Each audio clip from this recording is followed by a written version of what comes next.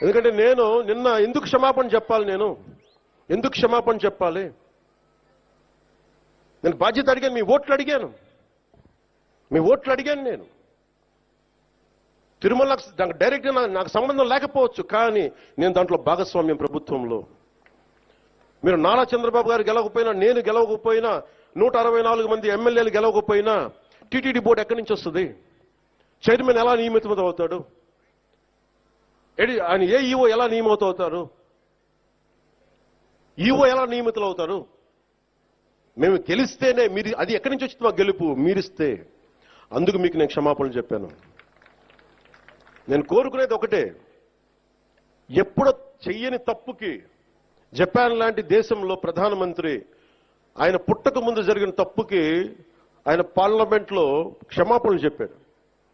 మనం నేర్చుకోవాల్సింది అది. వాళ్ళు చేయకపోయినా 3 తరాల ముందు తప్పు చేసినా క్షమాపణలు చెప్పారు. నేను ఈ రోజున అడుగుతుంది, టీటీడీ బోర్డు పాలక మండలి చైర్మన్ గారు కానీ, సభ్యులు కానీ, ఈఓ కానీ, ఏఈఓ కానీ, మీరు ప్రెస్ మీట్ పెట్టి క్షమాపణలు చెప్పండి. నేను క్షమాపణలు చెప్పినప్పుడు మీకు క్షమాపణలు చెప్పడానికి నామోషి ఏంటి? బాధ్యత తీసుకోండి, బాధ్యత తీసుకోవాలి. ఇది చాలా బాధ కలిగించేది. మా సంబంధం లేదంటే ఎట్లా? నా తప్పు కాదంటే రాజు 7 చేపలు కదలా, మరి ఎవరు చేస్తారు ఇది? నాకేం సరదా నాకు క్షమాపణలు చెప్పడం? నేను దోషిగా నిలబడాలా ఇలాంటి సంఘటనలో? అందుకని ఎందుకు నేను డాంపెన్ చేశాను, ఎందుకు తగ్గించాను సంక్రాంతి సంబరాలంటే, వాళ్ళు ఎంత గొప్ప వాళ్ళంటే చనిపోయిన 6 మంది వారి కుటుంబ సభ్యులు దేవుడు పట్టుకెళ్ళిపోయాడు అంటున్నారు. 36 మంది గాయపడితే ప్రతి ఒక్కరిని పేరు పేరున పరామర్శిస్తే అందరూ కూడా నలిగిపోయి 100 మంది మీద పడిపోయారు. ఎంత ఉంటుంది ఒక ఆడపడుచు మీద పడిపోతే, పెద్ద ఆవిడ మీద పడిపోతే? తమిళనాడు నుంచి వచ్చారు. ఎలా ఉందమ్మా మీకంటే, కడవలు పాత్రికాంగయ్యా, కడవలు వెళ్ళి దేవుడు బయటికి తీసుకొచ్చాడు మమ్మల్ని అంటా ఉన్నారు. ఎంత పెద్ద మనసుతోటి సరిగ్గా చూసుకోలేదయ్యా మమ్మల్ని, కానీ ఏం చేస్తాం, మా కర్మిలా కాలిందని. అది దేశం తాలూకు దౌర్భాగ్యం. ప్రజలు ఇంత బాధ్యత ఇప్పుడు కష్టం వచ్చినప్పుడు ఎంత అద్భుతంగా చెప్పారంటే నాకు కన్నీళ్ళు వచ్చినాయి. నాకు నిన్న కరిగిపోయాను నేను. వీళ్ళ క్షమాపణలు చెప్పదు ఇంకెవరికి క్షమాపణలు చెప్తాం? ఏఈఓ కానీ, ఏఈఓ వెంకయ్య చౌదరి గారు కానీ, ఈఓ శ్యామలరావు గారు కానీ, చైర్మన్ బిఆర్ నాయుడు గారు కానీ, టీటీడీ బోర్డు సభ్యులు, పాలక మండలి సభ్యులందరూ కానీ, మీరందరూ వచ్చి ఒక్కొక్క వ్యక్తి గురించి కథ వింటే అప్పుడు మీకు బాధ అర్థమవుతుంది.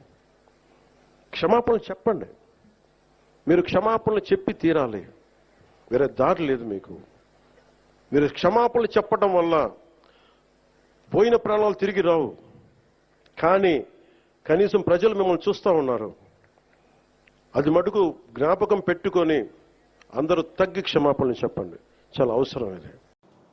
క్షమాపణ చెప్తే చెప్పడంలో తప్పులేదు. చెప్పినంత మాత్రాన చనిపోయిన వాళ్ళు బతికి రారు కదా. అది అవన్నీ ఎవరో ఏదో మాట్లాడారంటే వాటికన్నిటికీ స్పందించాల్సిన అవసరం లేదు. కాకపోతే తప్పిదం జరిగింది, అది ఎలా జరిగింది, ఎట్లా జరిగింది అనేది ఎంక్వైరీ చేస్తారు. బాధ్యుల మీద కఠినమైన చర్యలు తీసుకుంటారు, అందులో ఏమాత్రం డౌట్ లేదు.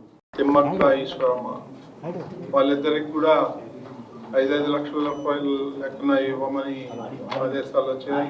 అది బోర్డులో పెట్టి నిర్ణయం తీసుకోవడం జరిగింది. ఇక మిగిలిన 31 మంది ఎవరైతే ఉన్నారో వాళ్ళకి 2 లక్షల రూపాయల లెక్కన ఇవ్వాలని నిర్ణయం తీసుకున్నారు. సో అది కూడా ఇప్పుడు బోర్డులో నిర్ణయం తీసుకోవడం జరిగింది. దీనికి అనుగుణంగా అదనంగా వాళ్ళ పిల్లలు ఎవరైతే ఉన్నారో చదువుకుంటున్నారో వాళ్ళకు కూడా టీటీడీ తరఫున చదువు చెప్పిస్తామని, ఫ్రీ ఎడ్యుకేషన్ ఇద్దామని కూడా చెప్పి మేము బోర్డులో నిర్ణయం తీసుకున్నాం.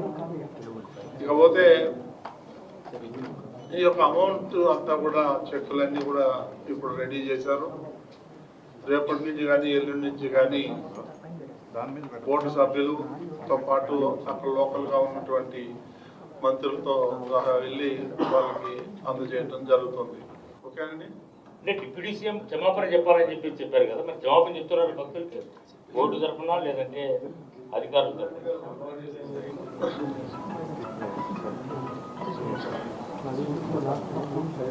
సరే అండి, థ్యాంక్ యూ అండి.